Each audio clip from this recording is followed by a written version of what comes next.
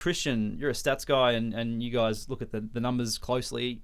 When the number 0 hit on the countdown clock over at Freo versus North Melbourne, where was the ball? Oh, jeez. You want me to make a definitive Does the call? AFL know where the ball was? Yeah, it's a really, really interesting one. I look at so again, the way usually a deliberate out of bounds is called, the player kicks it, the boundary umpire has to signal that the ball has crossed the line to go out of bounds, and then the field umpire makes his decision. The boundary umpire clearly had not signalled the ball out before the siren had finished blaring. So the ball may have crossed the line, but the umpire hadn't been able to signal. So because the clock doesn't stop until the goal umpire has signalled a goal. So if the goal umpire is running to see, this is really not good radio, but if the goal umpire is running towards a post to get a ball on a tight angle, the clock doesn't actually stop till he's returned to where he needs to be and has signalled the goal. I'm pretty sure. Yeah, during a quarter. Yes, during a quarter. Correct. Yes. So yeah, you would assume it would be the same for the boundary umpire. But if you want to get to the technicality, like the AFL has said, the siren probably went when the ball was just the right side. And the umpires were in each other's ears. They were talking. They were saying, you can pay the deliberate once it goes out of bounds, but then they said siren, siren, siren. So they obviously deliberated.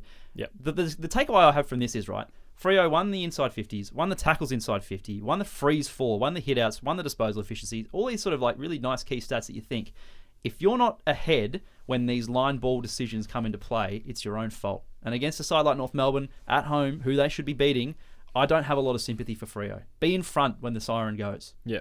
No, the final siren fiasco means absolutely nothing. I mean, they got the decision correct. The umpires adjudicated it correctly.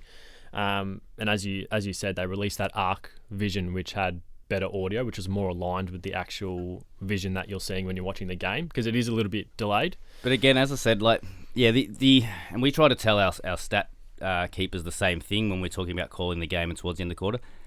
The siren is a guide for the umpire to end the quarter. So the umpire is in control, and what the decisions and signals the umpire is making is what we go by. So again, I was more looking at the boundary umpire going, well, he didn't signal out of bounds before the siren. So they're not controlling umpires as well. Exactly, and it's not so much issue. where the ball is, it's when the whistle is blown for me. The issue isn't the umpires, it's the rule, because if that ball trickles through the behinds or through the goals, it actually counts as a score because the act happened before the siren. That's where I'm a little bit confused. The counterpoint would be that if the siren goes just before someone marks it in play, last year there were a couple of examples of this.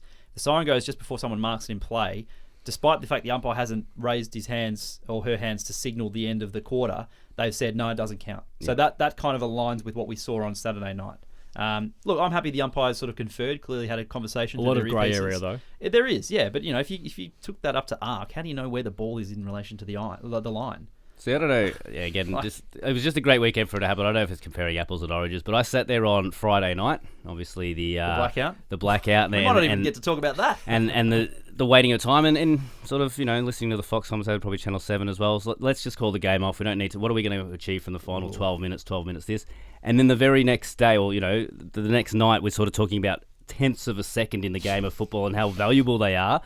How they were even considering not playing that final 12 minutes. I think it was just because the commentators wanted to go home. They didn't want to work the extra hour or whatever it was. But I was sitting there going, of course you have to play the final 12 minutes. The 60-minute rule is a bit strange. But the rule is what it is. And I'm a big stickler. If the rule is written there, we know what to expect. So you can't just have the situation pop up and then go, now let's change the rule because we actually have to apply it. So the rule was there. The game got played and, it was a huge turnaround in those final 12 minutes for Melbourne. But just as I said, the sanctity of time changed. From one day, it's sort of the 12 minutes didn't matter, but the next day it was like, we need to get these seconds and milliseconds correct for an end of the game. No, North deserved that win against the Dockers. I think no umpiring decision would have changed that. Just for Clarko's antics on the boundary line for me. Oh, fantastic. 30 seconds earlier, no player has done this yet. Brendan Cox has the ball in his hands, just needs to handball it through for a behind. He tries to throw it on the boot and he scribbles it across the ground. His hands were free. He just needed to he would have got an easy handball. If that was paid a free kick, they're having a shot from that 50-metre arc boundary line intersection. They're not kicking that anyway. They're going to score, though. They just needed to score. Same spot as Hayden Ballantyne all those years ago. Who would have taken the kick? Who was the closest person to it? It looked like Ethan Hughes was trying to get there. But I reckon it was almost like because Alex Pearce was talking to the umpire, trying to figure it out. I'm like, you don't want Alex Pearce anywhere. He obviously needed to talk to the umpire because he wanted to get the rule right, but then he needed The best to run part away of this straight whole away. thing was all the Freo players surrounding the umpires going, what the hell, that's deliberate. And then Luke McDonald running from 50 metres away. Oh, did we win? Is the game over? Game over.